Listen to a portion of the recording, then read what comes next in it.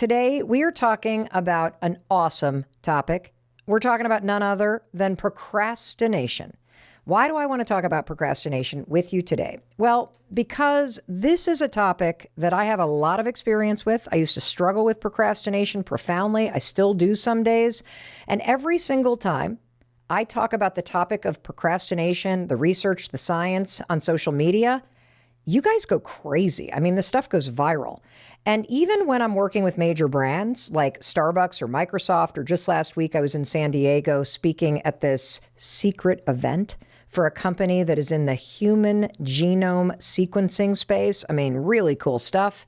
At some point, everybody has a question about procrastination or is struggling with it and seeking tools that they can use to stop procrastinating and be more effective and more focused. And honestly, this is such a big topic and an important one. I'm kind of surprised that you and I haven't talked about it yet. I have the 5-second rule book right here on my lap because I even wrote and researched an entire chapter about procrastination for this book. So I love teaching this topic. You're going to love what you're about to learn because everybody struggles with procrastination. I've already admitted I'm a former chronic procrastinator. You've heard all about the all-nighters I've pulled in college. I want you to know you are not alone. And I want to say right up front, the reason why you struggle with procrastination is because you're thinking about procrastination wrong. I used to do the same thing. And so today, you're going to stop beating yourself up, and you and I are going to get to the root of what's truly going on when you struggle with procrastination. And by the end of the episode, instead of saying to yourself, why can't I just make myself do this? You're going to change the question because you're no longer going to think there's something wrong with you. Why can't I just get this done? You'll be asking yourself the questions that, based on research, these are the questions that you should be asking yourself when you're procrastinating, which is, how am I feeling right now? What is truly stressing me out? If you want to stop procrastinating, you have to understand it. You have to understand why you do it, and you have to understand the deeper issue that triggers you to procrastinate. And that's why we're not going to procrastinate on the topic any longer. You and I are talking about this sucker today. And I have this incredible question that I want to share with you from a listener named Viddy, and I'm going to play it for you in just a minute. But before I do, I want to give you 4 takeaways immediately, because I want you to start changing how you think about procrastination immediately. So rule number 1, stop labeling yourself a procrastinator. You are not a procrastinator. You have a habit of procrastinating. Big difference. When you call yourself a procrastinator like I used to, it becomes part of your identity. And procrastination is not a personality trait. Procrastination is a broken pattern of behavior that you need to understand, and then you need to fix it and replace it with something better. And you may be the kind of person right now where procrastination is chronic in your life. That's okay. That just tells me that the stress in your life is also chronic. And so today, whether you're just kind of procrastinating on the little things or you're so stressed out because you constantly procrastinate on the big things, you are going to get simple tools to change this. And you're also going to take your power back. And that brings me to takeaway number 2. There are 2 kinds of procrastination. There is destructive procrastination, which is what we're going to focus on, and there's productive procrastination. And when I learned about productive procrastination when I was researching the 5-second rule book, I was relieved because it's helpful when you consciously choose to take a break from something in order to clear your mind. Like, for example, if you're working on a really hard project and you decide to go outside and get some fresh air and take a walk and relieve the stress that you're feeling before you come back, that kind of avoidance or delay is conscious and it's productive. But we're going to focus on the destructive procrastination, okay? And that's the kind of procrastination that you might not even realize the extent to which you're doing it. It could be micro procrastinations that you're engaging in all day, like the fact that you waste hours on social media, probably every single day. And by the end of the week, you're shocked to learn how all those tiny little micro delays added up to a whole lot of wasted time or whether the kind of destructive procrastination that you do is pretty major. You know, when you're actively avoiding something big, like your dissertation that you need to finish, or the application that you need to fill out, or posting videos on your YouTube channel, or making sales calls, or in the case of the listener that you're about to meet, who is an artist, procrastination is eating her alive. Because every single time she sits down as an illustrator in the morning to work on her portfolio, she can't do it. Just listen to Vidhi talk about how this happens. Hey Mel, first of all, thank you so much for selecting my question. I was beyond happy to see your mail. So my name is Vidhi. I am an illustrator by profession and I absolutely love drawing. But what's been happening for quite a long time now is more than enjoying the process, I am worried about not being able to do a good job with it. Before I even start, I am worried about the end product. Every morning, I cannot wait to sit on the desk and start drawing. But the moment I get in that chair and I have to start drawing, oh my God, Mel, the level of anxiety and doubt and fear. It's like I bury myself deep with all the excuses one can find in the world. And by the end of it, I am so exhausted and tired with all the negative self-talk. I have absolutely zero energy left to do anything. I just want to get in bed and never get out. I just love her. Vidhi, thank you for that. I just want to reach my arms out. I don't know if you can feel this, Vidhi, but I am sending you, we are all sending you this big virtual hug. That is so frustrating, and I can relate to that. Can't you relate? It's almost like anguish in your voice. When you're in a situation where there is something in your heart that you know you need to do, or like Vidhi, this is a calling. She's an artist, an illustrator. You can tell how deeply she cares about this, how much she wants to do this. And you may feel that way about the business that you're running or the program that you want to apply to. You know, I feel this way about something that I need to do. It's not a calling, it's something I need to do. And that is, I have got to book an appointment to go see a doctor about my hormones. And I was sitting there this morning. I've been thinking about this for a long time. And as I'm sitting here talking to you, my pants are so tight. I'm looking at this kind of hump in the center of my pants. And half the time, my zipper, I notice, is kind of dropping down about a third of the way. I call this hump my breadbasket. And I hate it. And I think about it every day. I think about it every day because when I pull on my pants and I have to zip my pants up, I have to like stick my rear end backwards and sort of suck in to get the zipper of my normal pants up over the breadbasket that I have developed. And, you know, I'm 54. I'm going through some hormonal changes. And what I'm realizing, and I'll unpack this as we talk about the research-backed ways to deal with procrastination, is I'm really triggered by this. I'm really triggered by this because it's a reminder that I'm getting older. It makes me feel like I'm not in control of my health or my body. And the other thing that's adding a lot more stress to this topic, because, you know, let's face it, it sounds kind of stupid and simple. Mel, call the doctor. Like, how hard is that? Why are you procrastinating on that? Well, believe it or not, one of the major things based on research that you and I procrastinate on, making medical appointments, getting medical tests done. So, you know, on top of this, I keep thinking about the fact, and a lot of you know this, that I'm doing this mental discipline challenge for 75 days called 75 Hard, which I talked all about on that episode, 5 Essential Hacks I'm using to make habits stick.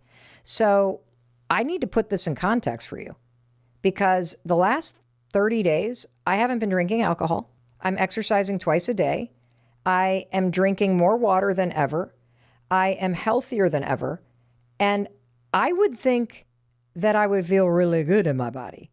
And I know some of you look at me and you're like, Mel, come on, like you're my body goals. Like stop bitching about your body. But the truth is, this isn't about what I look like. This is what I feel like in my body. And I know it's confronting me because I'm getting older. And the shit that I've been doing my whole life to stay healthy and vibrant and feeling good in my body, it's not working. Clearly it's not working because I'm getting that thickening in the middle. And as I talk to my girlfriends about this, you know what they say? They say, yeah, I went to my doctor too, Mel, and you know what they told me? Yeah, just stay active. You'll probably gain 5 to 10 pounds, and then it'll probably come off when you're 60. Talk about triggering. So I relate to this because it's something I'm thinking about. It's something that's on my mind. And I bet you've got something like that too. And so before we keep going, I want you to think of something in your life, something like Viddy's describing. Maybe you got to sit down every morning and you're trying to inch forward on some project and you just can't get yourself to do it. Or like me, you're procrastinating on making a medical appointment. Or maybe it's the sales calls. And I'm telling you this because I want you to not just listen. I want you to apply this in real time to what you're dealing with, because there's a lot more going on when you're procrastinating than you realize. And that brings me to this question. And, I realize that by confessing this to you, you're probably thinking, how could you possibly be teaching me about procrastination if you are engaging in it, Mel, and you're confessing this to you? Well, I once heard somebody say that you're best equipped to help somebody that you used to be. And I used to be a chronic procrastinator. And I now know what you're about to learn. And so I can spot this stuff immediately. And it's also why I know that there's a whole lot more going on as to why I've avoided calling the doctor to date than just calling the doctor. I hate getting older. I hate feeling like I'm not in control. And we're going to unpack all of this, which brings me to the third takeaway about procrastination. And that is, you can learn how to stop procrastinating. And I want to say this very loud and clear to Viddy and to you. You're capable of this. You don't lack willpower. You're not lazy. You're not stupid. There's nothing wrong with you. Can we be honest as friends? You can fill out the financial aid forms. You can train for a marathon. You can repair your marriage and get to therapy. You can get to the doctor. And you know what else you can do? You can stop beating yourself up about this, and you can stop making yourself wrong. Because right now, you're about to learn something. You're stuck in what researchers call a procrastination cycle. This is this vicious cycle because you don't understand procrastination. Neither did I. That's why my chronic procrastination spun out of control until I learned everything that I'm about to teach you. And that brings me to the fourth takeaway. Every single time you're procrastinating, it's being triggered by stress. See, that's the crazy thing about procrastination. It has nothing to do with what you need to do. Procrastination, defined in the dictionary, is avoiding or putting something off, delaying it. But when you look at the research, and we're going to dig into that in a minute, the way that researchers define procrastination is that you are avoiding stress. That's what you're avoiding. You're not avoiding the application. You're not avoiding the illustration. You blow off things that take brain power because you are trying to avoid stress. Procrastination is the attempt to feel better in this moment. And strangely, what you're about to learn is that when I walk you through this 3-step research-backed technique that you're going to use every single time that you catch yourself procrastinating, is that procrastination is triggered by stress. That's what it's about. I'm going to say that again. Procrastination is a habit that you have learned and that you repeat whenever you feel stressed.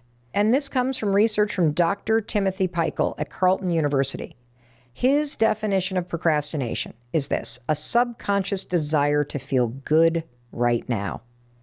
And he shares that procrastination, it's just all about stress. And I'm going to unpack this for you because when you first hear that, wait, procrastination is a subconscious desire to feel good right now? How the heck does that make sense? I mean, Viddy really wants to draw, Mel.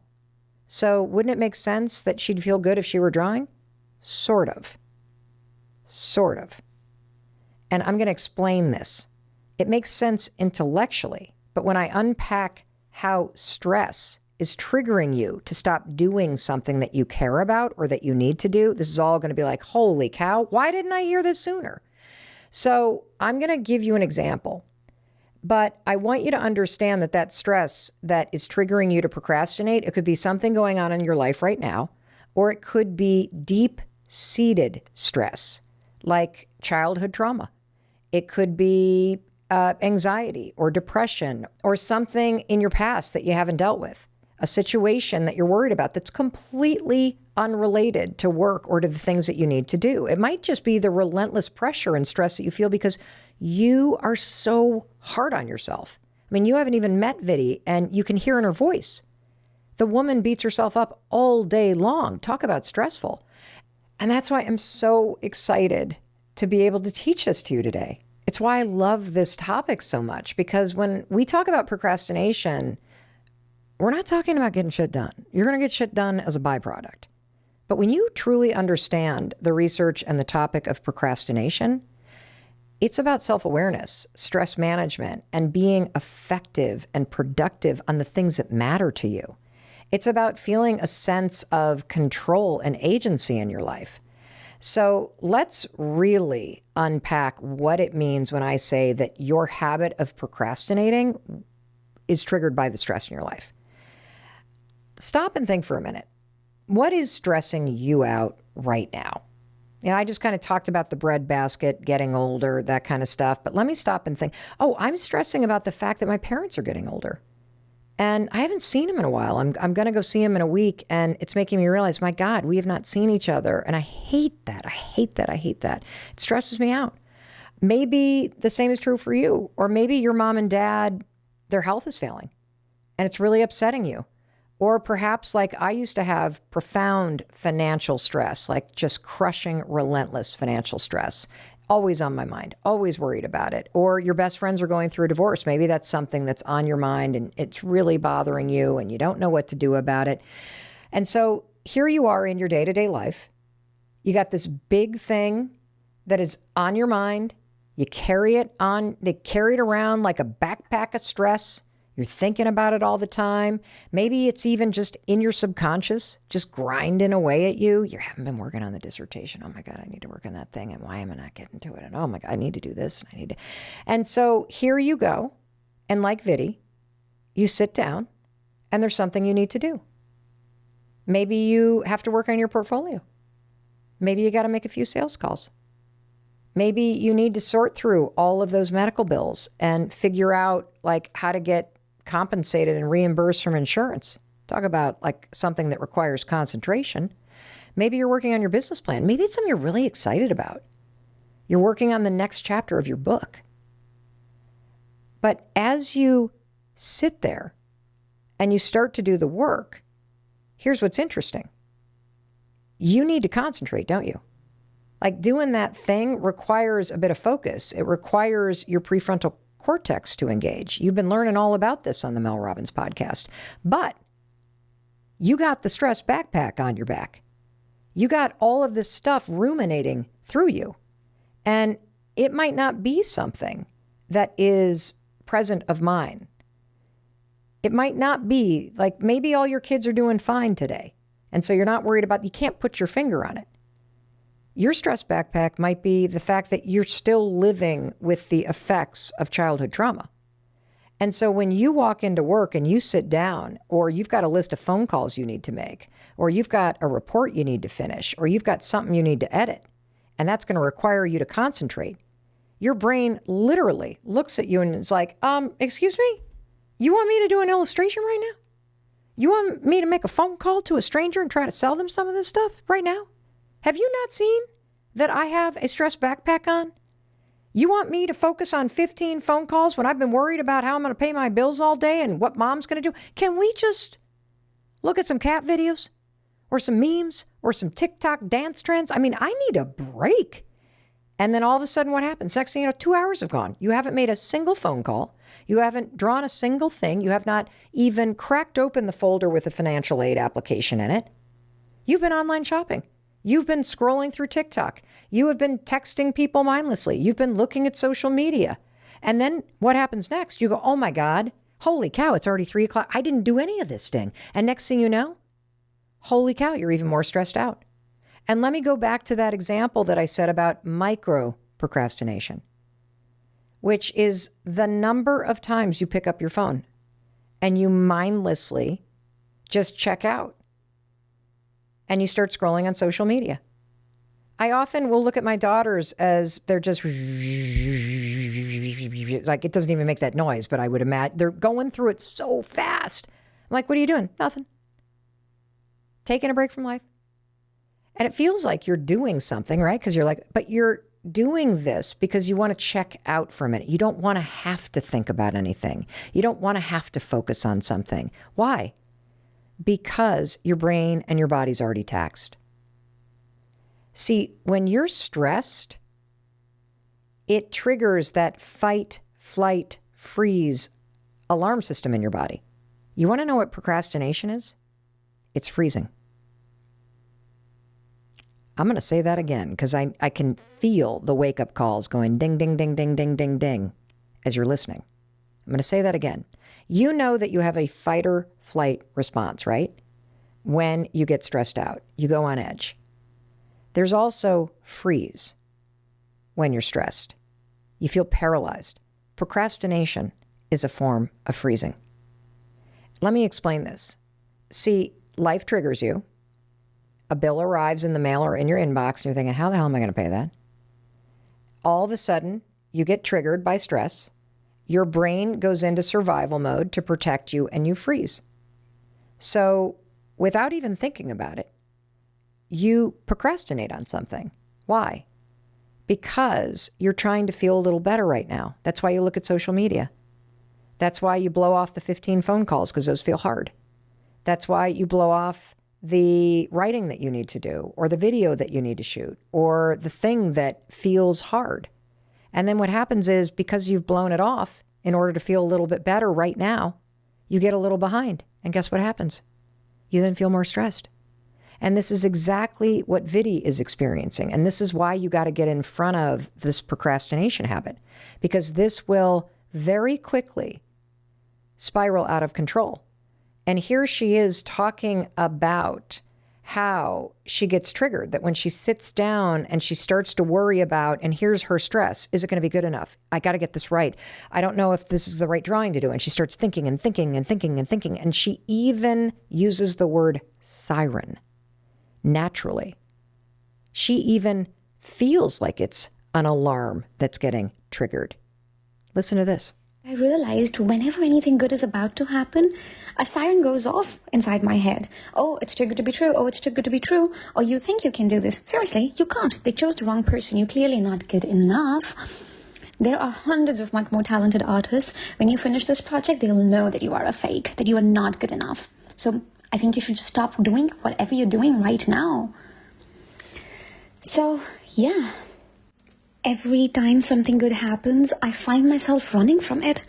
And I think we name this self-doubt as wanting to be perfect. And for God's sake, I don't even like perfect. I don't want my drawings to be perfect. I like the imperfect parts of my drawing.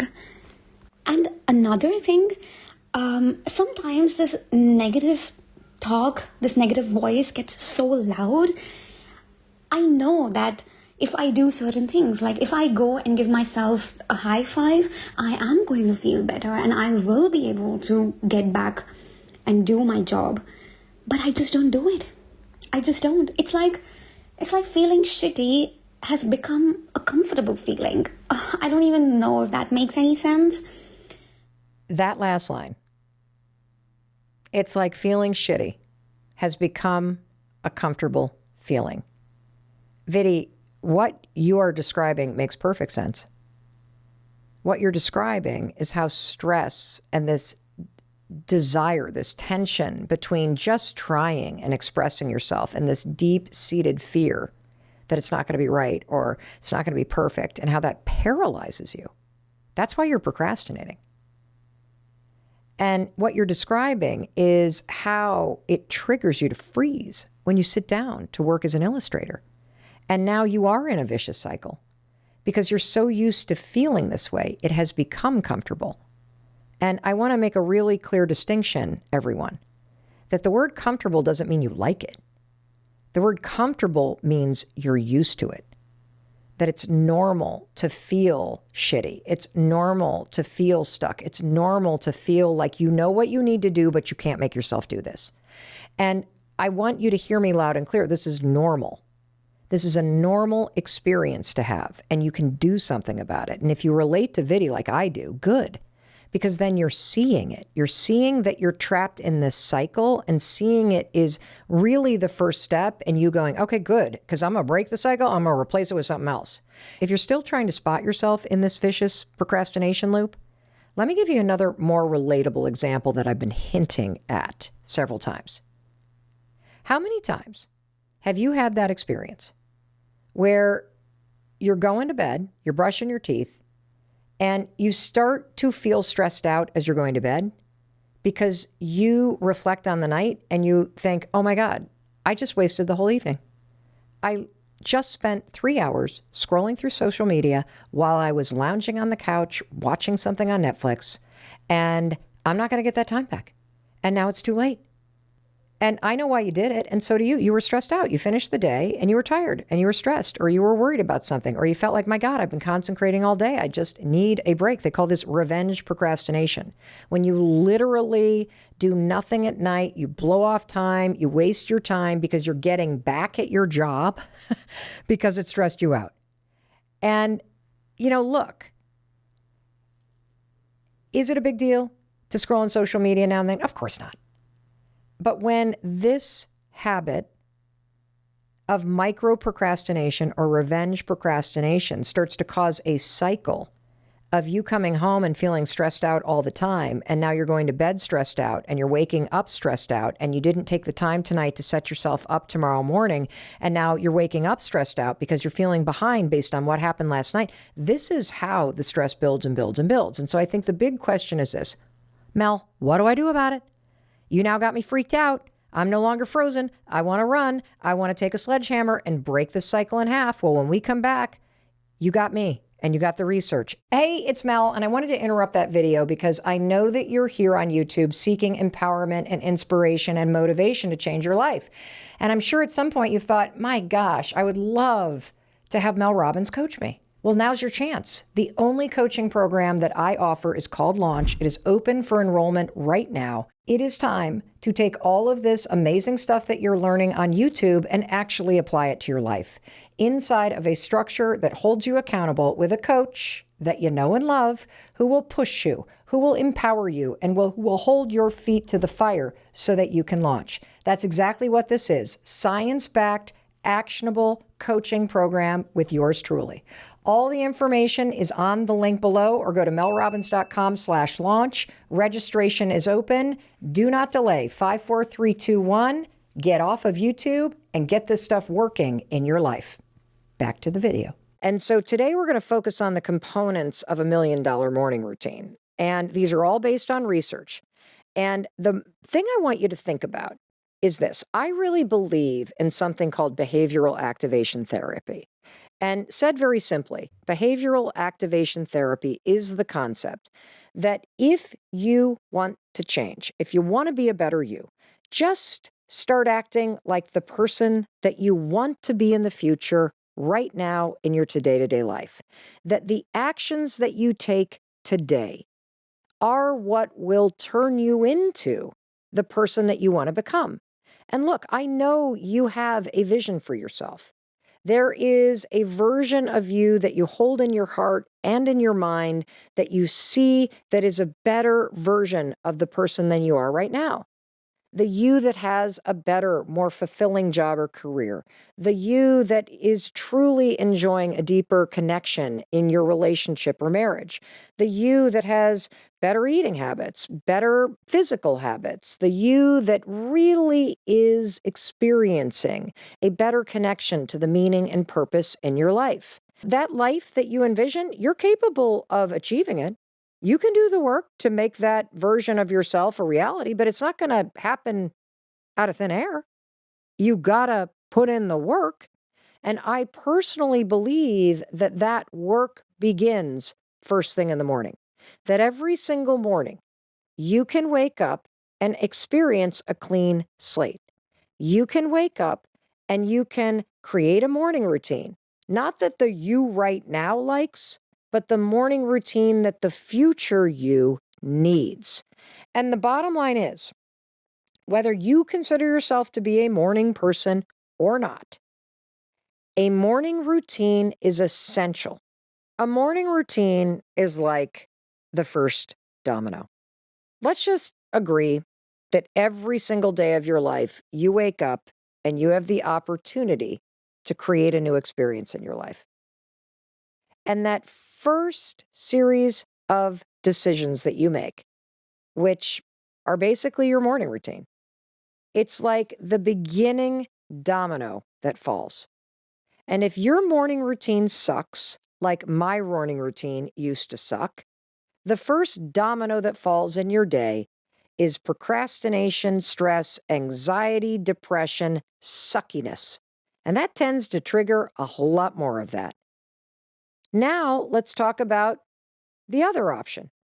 Have you ever had a morning where you rolled out of bed because you had to be somewhere? You actually met a friend at the gym, and the exercise class was not only not that bad, it was kind of fun, and you felt really energized and proud of yourself for going, and you were set up for the meeting that you had, you were prepared. What's it like when that domino falls? It feels good, doesn't it? It makes you feel confident and alive and proud of yourself. It kind of creates this energy and this motion in your life. And that brings me to a simple statement. The solution to almost all the problems in your life is your morning routine. If you were to get serious about creating a morning routine that makes you feel like $1,000,000, that sets you up with the structure and momentum and positive choices that act like a domino, that send you into your day feeling like you have started the day off with a bang, checking the right boxes, getting it done, feeling proud, putting yourself first. Imagine how the rest of your day flows. You see, how you set your day up is how it ends up. Say it again. How you set your day up is how it ends up. And if you are serious about making more money or making change stick or getting things done or just feeling happier or finally learning how to put yourself on the list, let's get laser focused on your morning routine. Because when you get laser focused on your morning routine and setting yourself up for success from the get-go, it's pretty amazing what flows from there. And so before we get into the components of my $1,000,000 morning, I want to tell you about the old Mel. And for those of you that listened to the episode that we did about how to create an evening routine that truly sets you up for success in the morning, you have heard part of this, but the old Mel was a complete flipping disaster. I don't even recognize the sad sack of a human being that I used to be. I was addicted to my excuses. I was addicted to my alcohol at night. I was addicted to feeling miserable and to complaining about my problems. In fact, you want to know the first decision I made every single day for years, decades, in fact? The very first decision that the old Mel Robbins used to make, I'd hit the snooze button. Now let's just stop and unpack that, okay? You wake up, the alarm goes off, the sun is out, you have a brand new day in front of you. There are people around the world that died in the middle of their sleep last night. They didn't get another day, but you, my friend, you got another day. And instead of waking up, getting up, making the most of the next 24 hours of your life, you know what the old Mel Robbins used to do?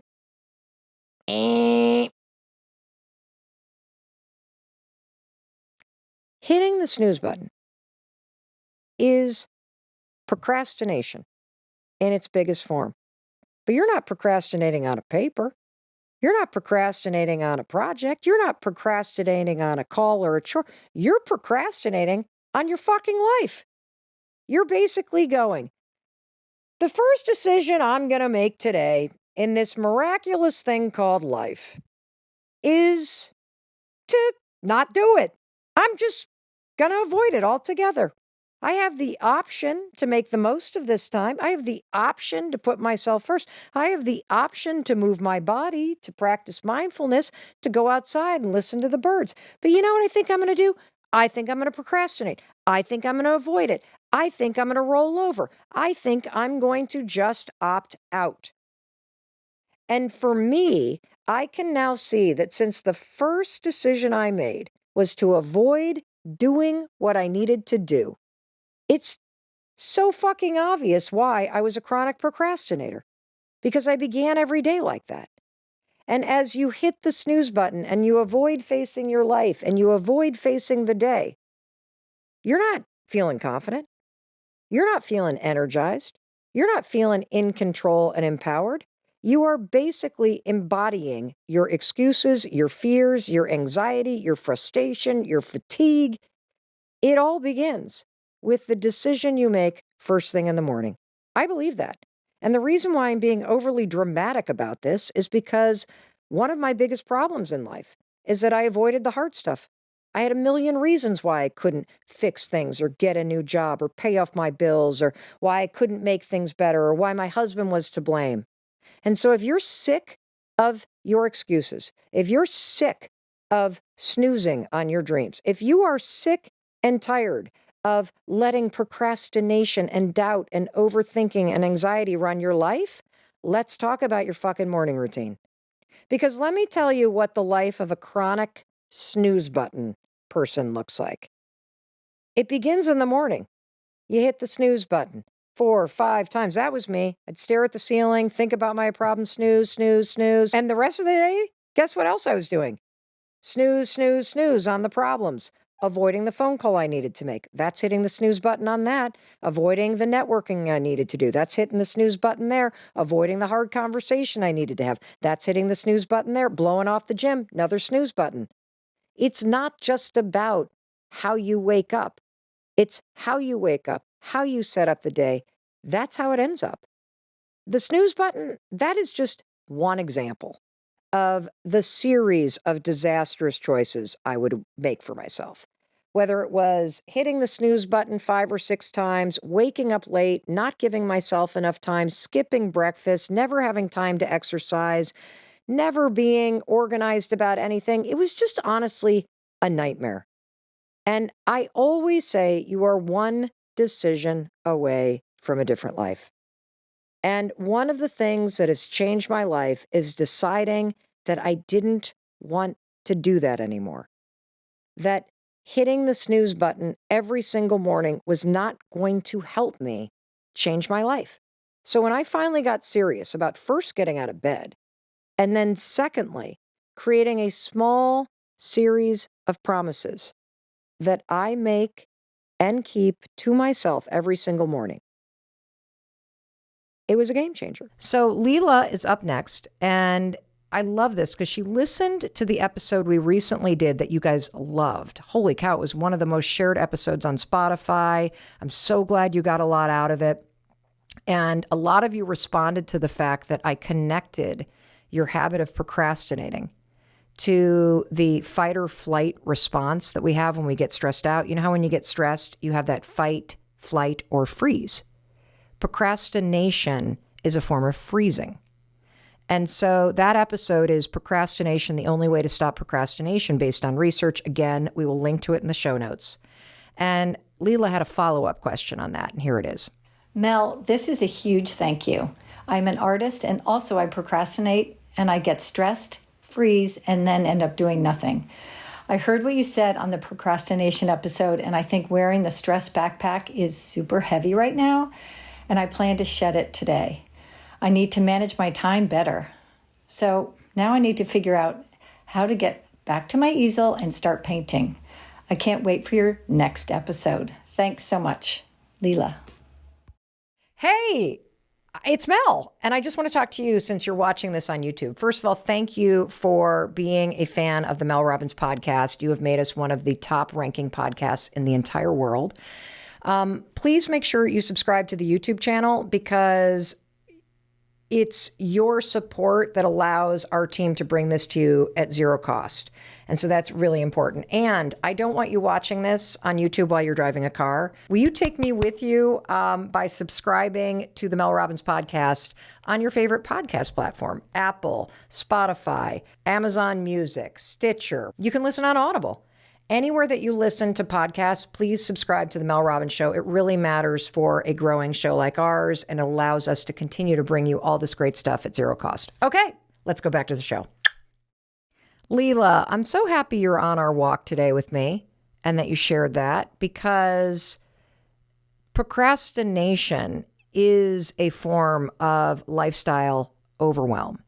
And in case you haven't listened to that episode yet, as you're taking this walk with us, when Leela said stress backpack, she's using a term that I used in that episode to basically say all those things that are going on in your life, the things that are causing you stress, whether it's conscious or subconscious, you literally carry it around with you as if all that stress is in a backpack. Joni, my friend who was caring for her mom, backpack of stress. Everybody that you've heard on our walk today, the demands of their life, the pressure that they're putting on themselves, all of that is a stress backpack. And you have one too. And what happens when you feel really stressed out is you can start to freeze. And then what happens when you freeze and you push things off and you procrastinate? You get stuck in lifestyle overwhelm. You're in this vicious cycle of pushing things off and then beating yourself up and then feeling overwhelmed because you're pushing things off that you really want to get to. And so what is the tool here? Because there's a huge lie that you tell yourself when you procrastinate, okay? And I can hear it. And the lie that we tell ourselves is, I can handle this all in my head. That if I think about it, I'm working on it. Not true. Not true. It's one of the reasons why I use that tool of a brain dump all the time, to get it out of my head, to not manage it in my head. Because if it spins in my head, it turns into rumination and nothing gets done. Just like those blank walls, those pictures are not getting done by me spinning thoughts about it. And so the real thing I want you to understand is that if it truly matters, you have to schedule it. Things that matter end up in your calendar. And so one tool that I want you to use, Leela, is ask yourself this. This is a journaling prompt that you can use, everybody, that I just love. How can I make this easy? How can I make this easy? What's the simplest way that you can make it easier to paint? And for me, I'm going to share with you, I have to do the things that are important first thing in the morning. It's not that I'm not an evening person. It's that by the end of the day, I am so wiped out and just gassed. I don't have the stamina or the willpower or the energy to force myself to do things that require energy. David Goggins, who I just love, he has his alter ego, Goggins. Goggins pushes himself and has the mental discipline. And I freaking love that. But I don't want to set up my life so that every night I've saved the thing that really brings me joy.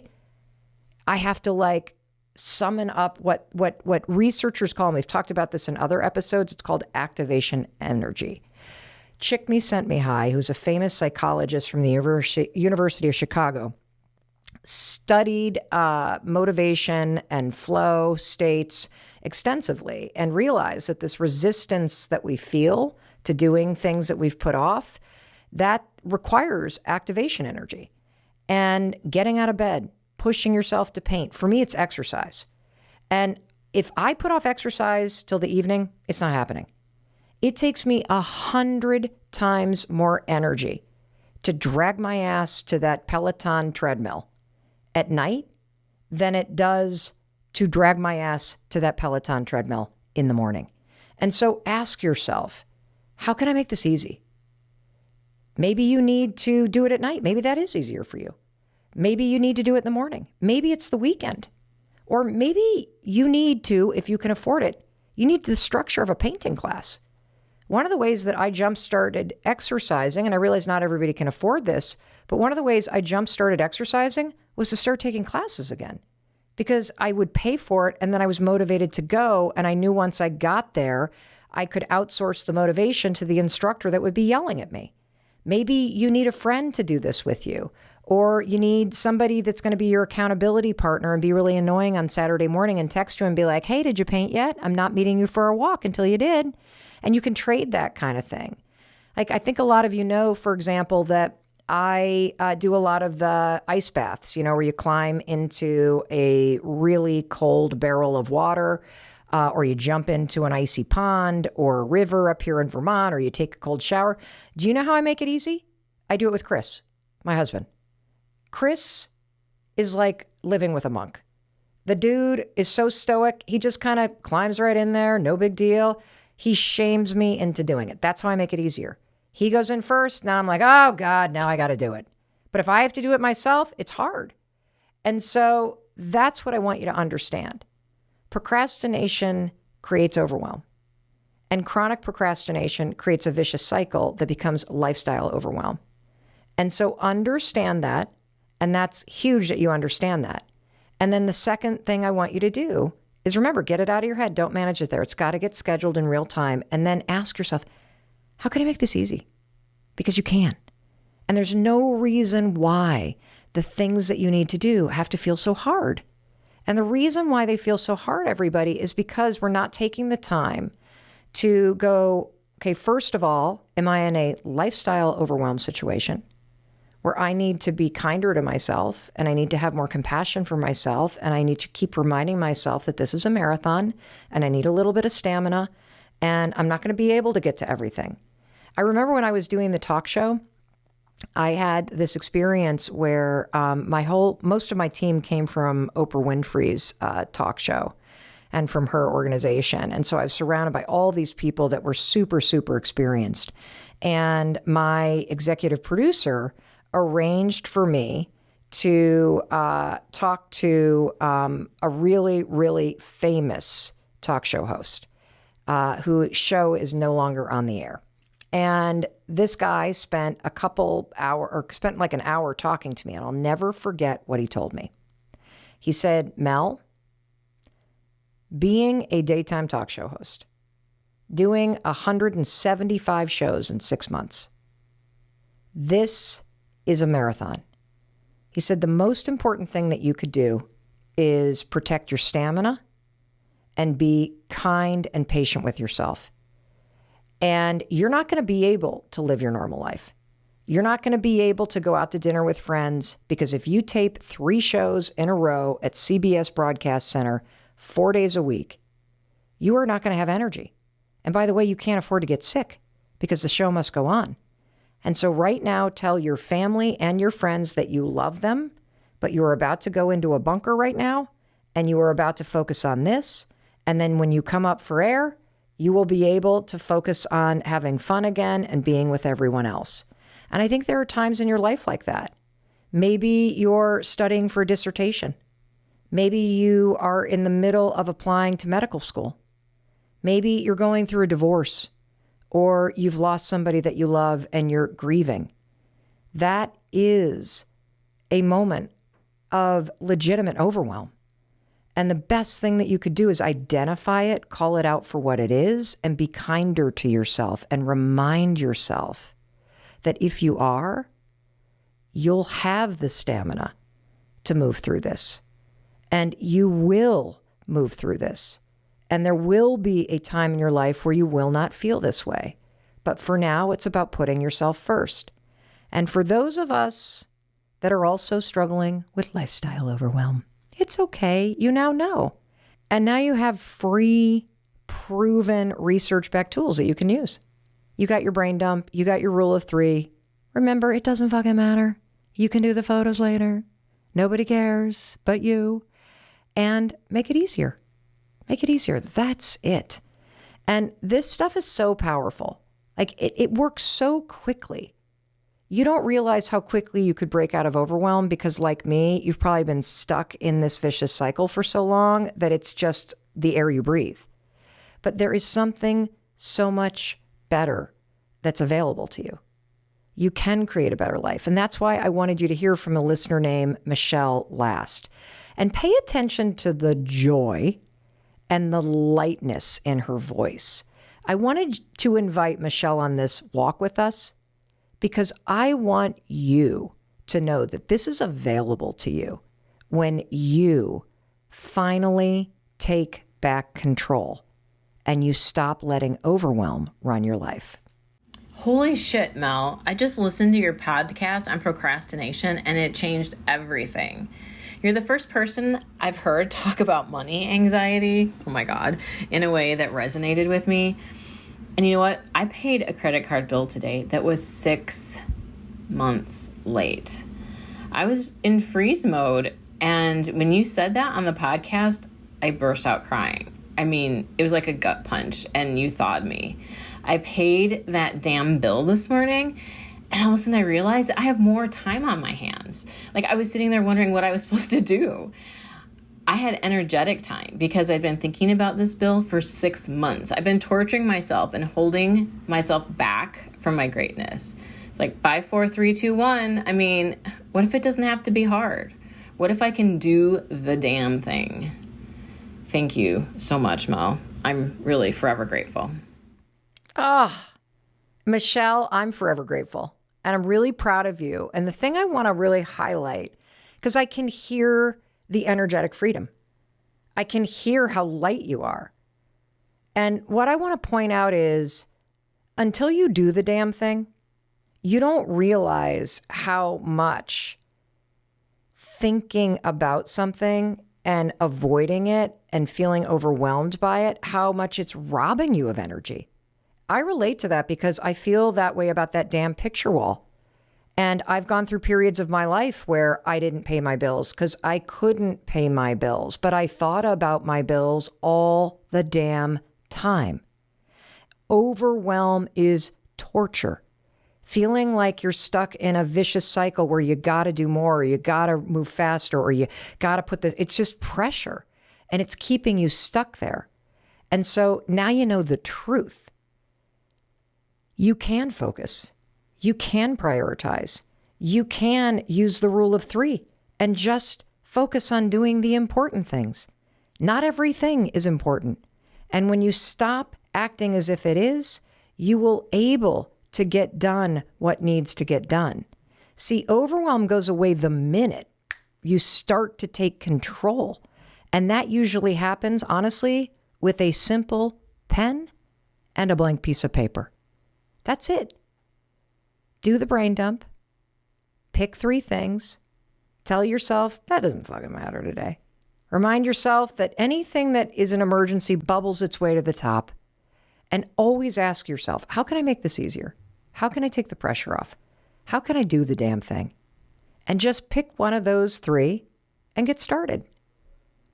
5, 4, 3, 2, 1. Pay that bill. Make that call. Write that next paragraph. Roll out that yoga mat. Pick up that guitar. Or for me, write that eulogy. And then on the plane ride home, log into Shutterfly and see if you can find all of those photos that used to be stored there. Do what you've been avoiding. Follow the rule of 3 and give yourself a fucking break if you're feeling legitimate overwhelm, because it will be over. But you have a choice over whether or not it's your lifestyle anymore. And for crying out loud, stop telling yourself those 4 lies. No, you can't handle it in your head. No, rushing won't make you fit it all in. And no, everything's not of equal importance. And no, you don't need to do more.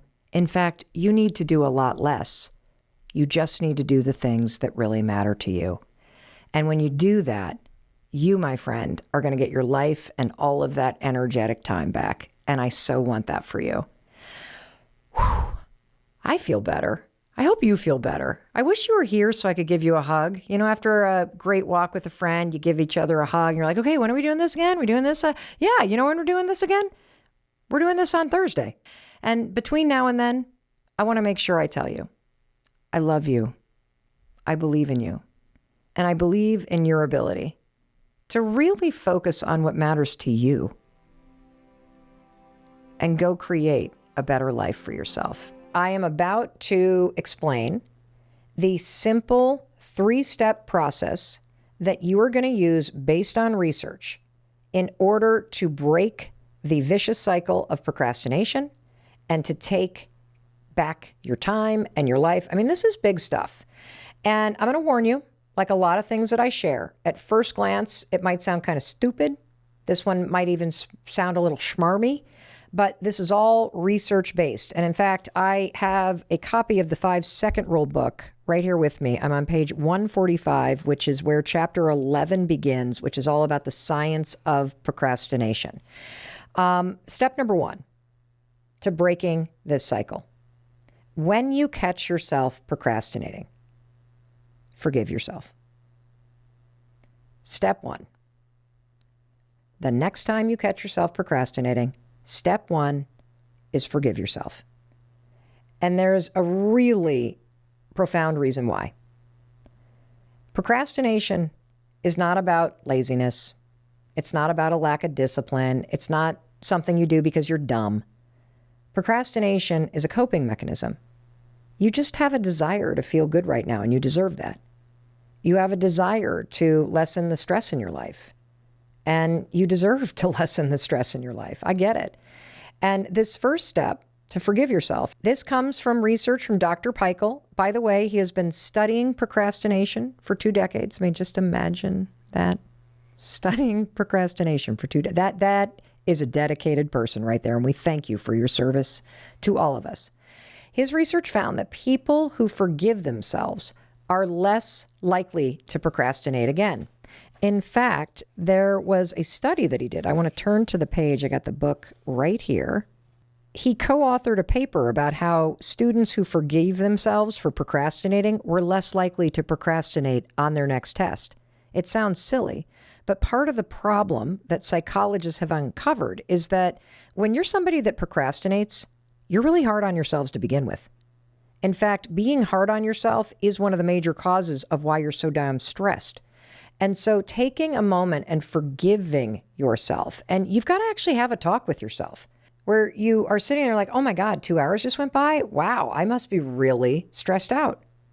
I forgive myself for just blowing off 2 hours on social media. And you know what? I can spend the next hour setting my day up tomorrow for success. Or maybe you see all your bills and you realize you haven't opened those suckers in 2 months. Just go, wow, I haven't opened my bills in 2 months? I must be really nervous about this. I forgive myself for not doing that. And you know what I'm going to do? I'm going to just do the best that I can. I'm going to face this head on. Because the next step that you're going to take, once you forgive yourself, you got to recognize that you're doing it. Why? Because patterns and habits repeat unless you replace them. And so noticing that it's a pattern, catching yourself, forgiving yourself, that is a way we're going to break this pattern. Because the step 2, based on research, you must identify what you're stressed about. So let's go back to the example of seeing bills piling up or getting the second notification that you didn't pay that parking ticket because you procrastinated and now you missed the deadline and now it's twice as expensive. Whoa, I really blew that off. I forgive myself. What am I stressed about? I'm really stressed about senior year of college ending. I'm really stressed about this presentation that's coming up. I'm really stressed that I'm behind on my sales quota. I'm really stressed that my spouse and I haven't really talked for the last couple days and they're really mad at me. I'm really stressed about getting these test results back from my dad. I'm worried about him. When you identify what you're actually stressed about, it loosens its grip on you. It comes out of hiding. And see, I think that stress backpack is an important analogy or metaphor that you can visualize. It's behind you. So you're not like thinking about it. When you identify what it is, you bring it right in front of your face. And because you're now identifying the source of the stress, it loosens its grip. And now what you're going to do is you're going to ask yourself, well, what would the future me want to do right now? Vidhi, the artist in you that has already finished her portfolio, what does she want you to do right now? You've forgiven yourself. You've acknowledged what's stressing you out, which is the relentless pursuit of perfection. What does the future you want you to do? Or Mel, you're zipping up your pants and that bread basket is in there and, you forgive yourself for blowing this off for so long and you acknowledge the stress that you feel because you are getting older and this makes you feel like you're not in control of what's going on, what would the future Mel that had gone to see the doctor and has got this in place, what would she want you to do right now? And so that's what you're going to ask yourself. What does the future you want you to do right now? And it might just be the future you being the person that's waking up tomorrow morning.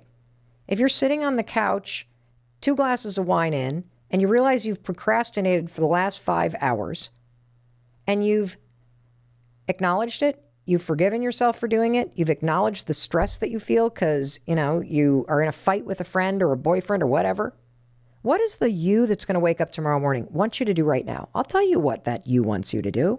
They want you to get off the couch. They want you to pack lunch for tomorrow. They want you to brush your teeth and turn off the TV and the phone and read 10 pages of nonfiction and get a good night's sleep. That's what the future you wants you to do. The future you does not want you to slip back into that vicious cycle and spend another 3 hours watching cat videos and memes and TikTok videos, which we both know is exactly what you would do if you didn't break the cycle by forgiving yourself for doing it for 3 hours, acknowledging what you're stressed about, and then deciding what the future you wants you to do instead. And then finally, use the 5-second rule. Why? This is not just listening time, people. This is doing time. We always say that about the Mel Robbins podcast. Use the 5-second rule. It's one of the most effective science-backed starting rituals on the planet for creating a new habit or pattern. And all you're going to do is you're just going to start. Because after you've forgiven yourself and you've validated what's stressing you out, and you've tapped into the future you who is kicking ass and taking names and needs you right now, I just want you to start for 1 minute. So Viddy, when you sit down tomorrow morning and that self-doubt is there and that procrastination kicks in, no problem. Use the steps. And then 5, 4, 3, 2, 1. Start drawing for 1 minute. And here's what we know based on the research. Once you make that first cold call, you're likely to keep going. Once you start writing that first sentence on this chapter, you're going to keep writing. Once you hit record on that video, you're going to keep going. Once you fill out the first name, last name line on the application you need to fill out, you're going to keep going. Once you pull up your resume template and you start writing, you're going to keep going. Because the problem isn't your ability to do what you need to do. The problem is you've been trapped in this stress and trauma and nervous system triggered vicious procrastination cycle. And look, I know this sounds like, really? Oh my God. Mel, come on. I was listening to this because I want to be more productive. I want to make more money. I want to get more shit done. I want to have more life balance. Now you're telling me productivity. It's about forgiving myself. It's about calling forth the future me. Why would I want to try that? Well, let's hear a word from our sponsors. And when we come back, I will tell you why. YouTube, you enjoying this? Great. We make these videos for you. You're watching the Mel Robbins podcast. And I want to make sure you've subscribed to YouTube. And I also want to make sure, please support this show. If you're enjoying this, if you're loving this, share these episodes. I know you got people in your life that are struggling with this, so please share this episode. Please subscribe to this channel. All of that helps us grow, and that helps us continue to bring this to you for zero cost. And you know I want to do that for you. Mwah. Back to the show. So why would you want to try that? Let me tell you why. Because procrastination is a habit, and this habit becomes a very vicious cycle. And that's exactly where Vidya is trapped. So let her tell you what it feels like when you don't nip this in the bud. When the vicious cycle of procrastinating on her art and her work is now creeping into other areas of your life. The worst part of all of this, whatever this is, self-doubt or whatever, wanting to be perfect, whatever this is, the worst part is that this doubt, this fear is slowly seeping into all areas of my life. I know this is affecting all the relationships in my life. And I am just worried that this will take over and destroy everything I love. So I think the question is rather, how can I relearn to believe in myself? How can I relearn to believe that I deserve all the good things that come my way and that I am good enough? How can I learn that? Vidhi, I love that. I love that you reframed the question, because that is what this is about. See, I told you procrastination was not about productivity. And I also told you that the thing that triggers it was going to surprise you. And that's why this topic is so important. I say every day that it is never too late to wake up and be the person you want to be. And you deserve that. And here's the truth on how you do that. You have to act like you believe in yourself before you believe in yourself.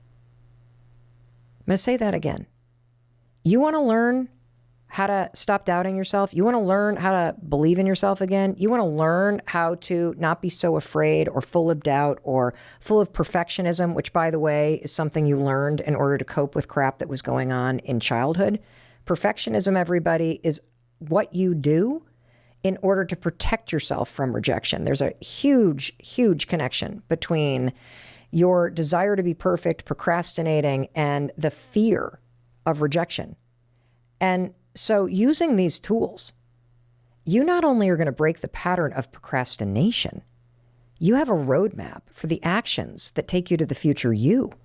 Because again, you have to act like you believe in yourself before you do believe in yourself. So let me just make this super, super detailed for you. Vidhi, when you wake up tomorrow morning and you sit down in that chair and you walk through these simple steps that I've just taught you based on the research, when you start drawing, you are acting like you believe in yourself. And notice you started drawing before you did believe in yourself. That's why this is so powerful. When you see yourself acknowledging that you're procrastinating and labeling the stress and forgiving yourself for getting triggered by it, and then 5, 4, 3, 2, 1, doing it anyway, because you're the kind of person that picks up the phone or picks up the pen or walks out the door or says that thing or does that thing, and you keep doing that consistently, you know what's going to happen? You're not only going to get the results that you want, you're going to believe in yourself because you're going to see yourself doing the work to get the results that you want. It begins with the action. And that's why I say the Mel Robbins podcast is not a listening podcast. It's a doing podcast. It's in the doing that you become someone new. You cannot wait to feel ready. You cannot wait to feel motivated. You cannot wait for procrastination to disappear. It doesn't work that way. You got to act before you feel ready. You got to act like you believe before you do. And that's why this topic is so important. It's why I believe this will be probably one of our most shared episodes, because everybody struggles with this. Whether you have kids in college or high school, share this episode with them. If there's somebody that you wish would change, this episode will be very eye-opening. If you have somebody in your life, maybe it's you, or maybe it's somebody that you care deeply about that has huge potential, and you're like, why won't they just start doing that thing?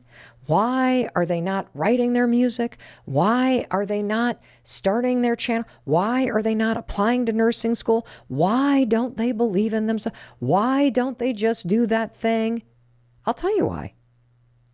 They're stuck in a vicious cycle. And now you understand it.